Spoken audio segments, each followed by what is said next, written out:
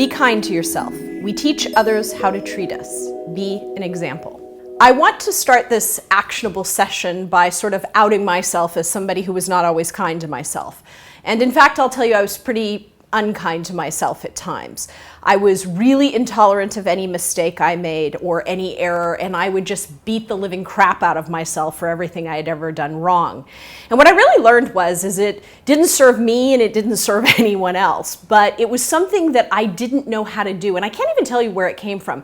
I have to be really honest. My parents weren't people who wanted me to be perfect or had those kinds of demands, but somewhere along the way, I had really created this structure in which I was totally intolerant, and I was kind of a slave driver. I made myself work really, really hard, and I set expectations for myself that I would never expect for anyone else.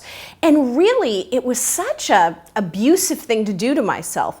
And fortunately for me, I had this fabulous mentor, and his name was Alex. And if you remember a million years ago, if you were a child of the 70s, and if you weren't, I don't want to hear about it, there was this great show called Fantasy Island, and Ricardo Montalban would wear these fabulous, impeccable, white tuxedos. And Alex always kind of reminded me of him. He was impeccably dressed from Brazil and, really carried himself well. And he also just really didn't give a damn about any mistake he made. He made a mistake, he got over it, he moved on, and it did not define him at all.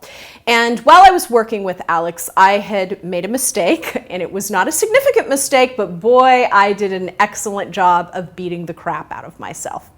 And Alex had had enough, and about 11 or 12 o'clock in the morning, he said to me, "Anne-Marie, get out." And I said, "What?" And he said, "Get out."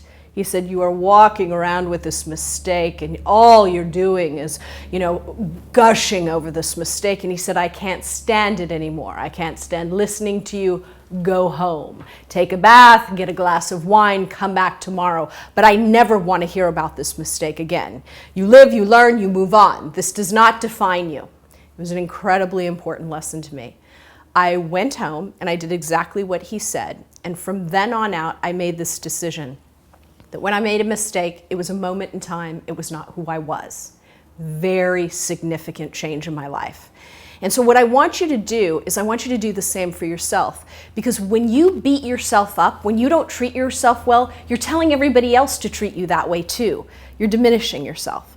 So I want you to think about the moments you're unkind to yourself. When you say something cruel to yourself, maybe you say that you're fat.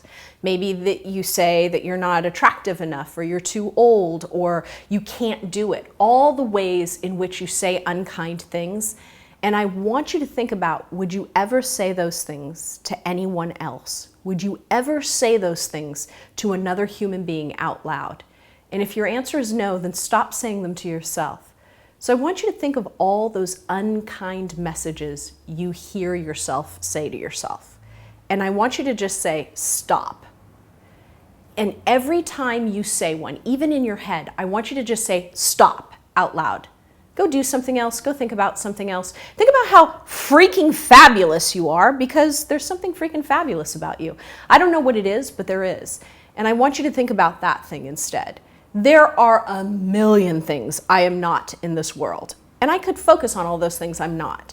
And I could whine about them and complain about them and obsess about them, but they don't serve me. And really, it's not kind to obsess over those things. It's not kind to me. And so I have elected in life to be kinder to myself, and the rest of the world is kinder as a result.